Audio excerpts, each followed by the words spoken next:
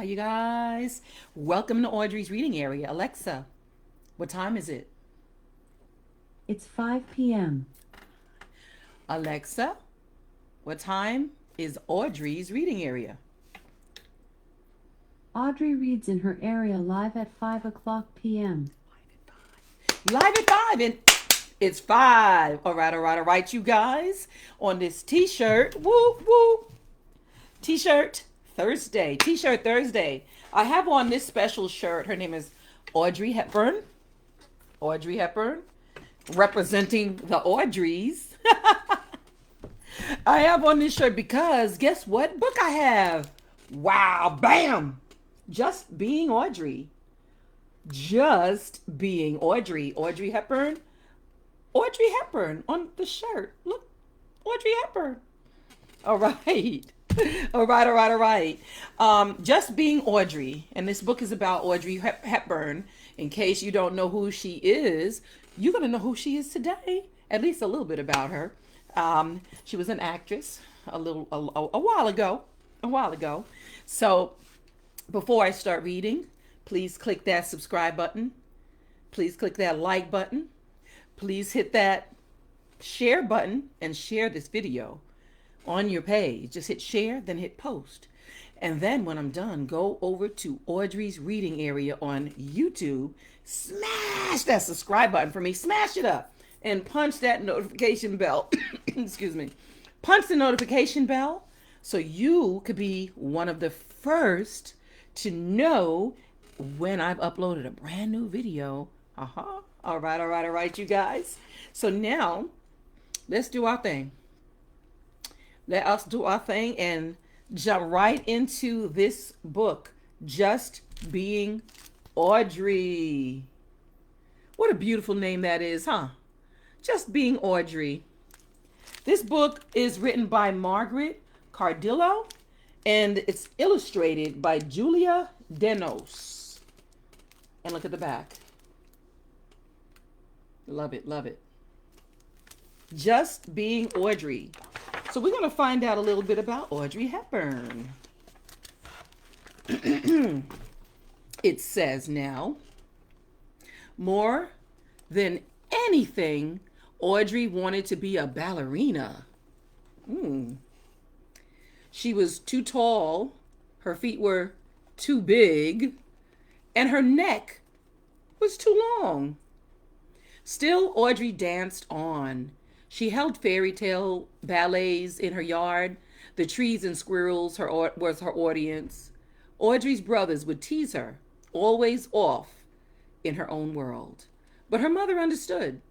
It is just like Audrey, to do her own thing.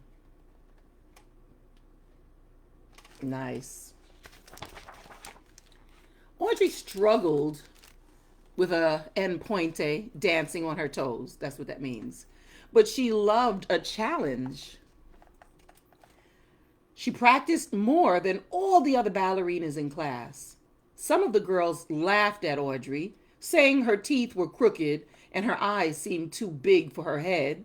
Audrey knew, and I'm laughing because they call me, my sister and friend, a couple of friends call me Big Head. I shouldn't have even told you that, right? They call me Big Head. But don't laugh and don't you call me that. She practiced more than all the other ballerinas in class. Some of the girls laughed at Audrey, saying her teeth were crooked and her eyes seemed too big for her head. Audrey knew she looked different, but it didn't matter much to her. She wanted only one thing, to be the prima ballerina of all of Europe. Her mother reminded her that there were more important things than fame. Others matter more than you, dear, she said. You must always be kind.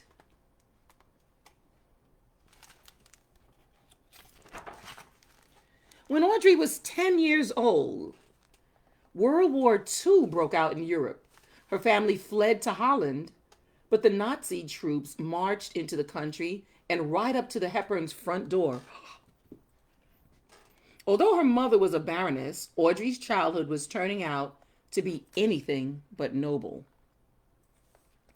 Her family and 40 other people hid in a small house in the country. There was no heat and little food. Supplies were quickly running out, and people were starting to feel desperate. Wow. Despite everything, Audrey continued to dance. She took the children into the dining room to practice ballet routines. The dancers held performances to raise money for resistance troops. The audience could not clap for fear of being found, but the smiles on their faces told Audrey all she needed to know.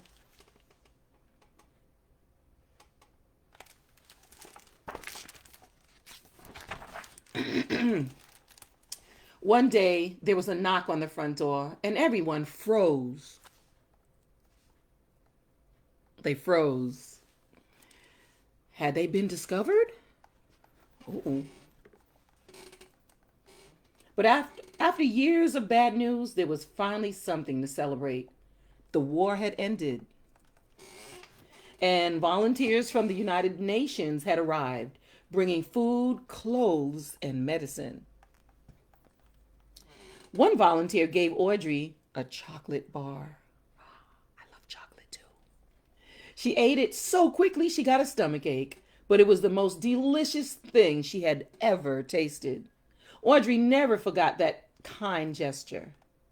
After the war ended, Audrey and her mother moved to London. They had very little money. In fact, Audrey had only a few blouses and skirts and one colorful scarf. But she could tie the scarf 20 different ways to make a new outfit every day. Creative, right? Audrey soon realized that her dream of being a ballerina was not going to become a reality. She was simply too tall, and no amount of practice could change that. She decided to try acting instead. Acting instead, you guys. Let's see. Turn it. Can you see little Audrey over here? She landed a few small roles. One took her to the south of France. Colette, the famous French writer, spotted Audrey. Colette needed an actress for the lead role in her play Gigi that was opening in Broadway in New York City. "C'est Gigi, it's my Gigi," Colette announced. Surely Colette was mistaken. Audrey had no acting experience. She has that je ne sais quoi, that certain something, je ne sais quoi. With that, Audrey was on her way to Broadway. Nice. Somebody needs to discover me. Bring me. I promise I'll do good. Put me in it. Put me in your movie.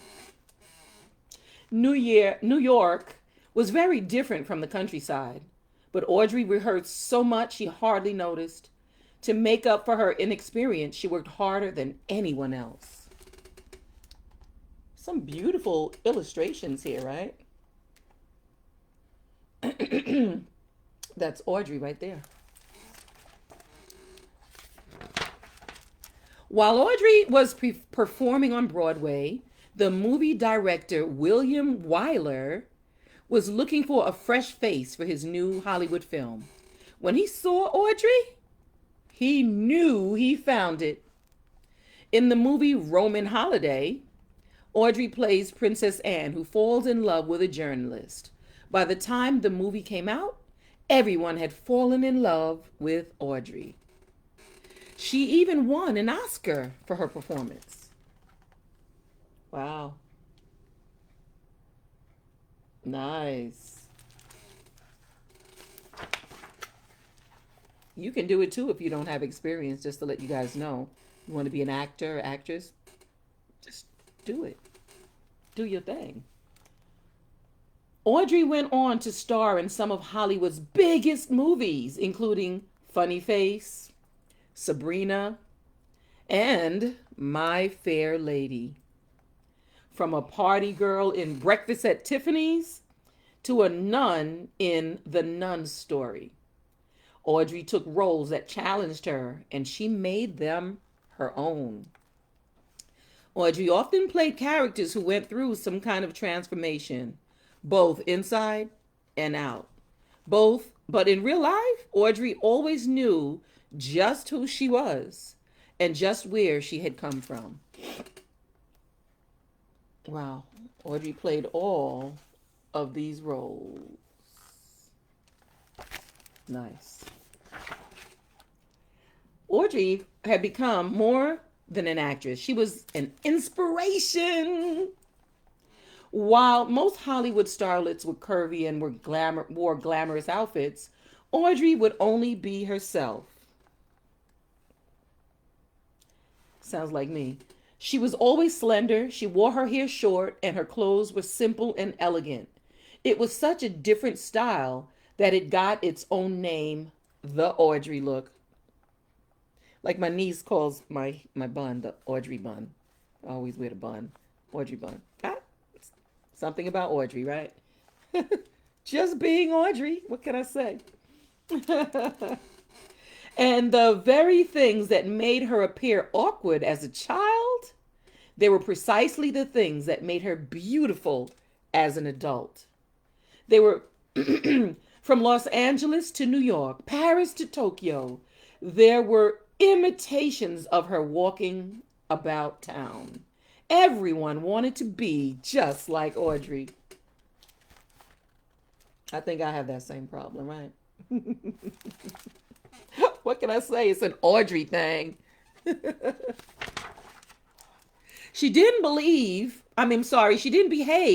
like most movie stars either. She was always on time and she studied her lines to perfection. After filming, Audrey would cook warm spaghetti dinners for the cast and the crew. She was the kindest actress any of them had ever worked with. Nice. Wow. Audrey starred in more than 24 movies, but her dream role was being a mother.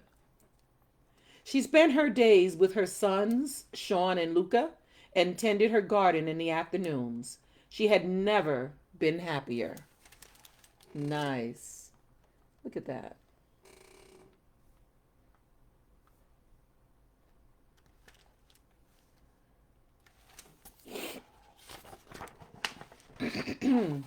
Once her children had grown, she decided to put her fame to good use.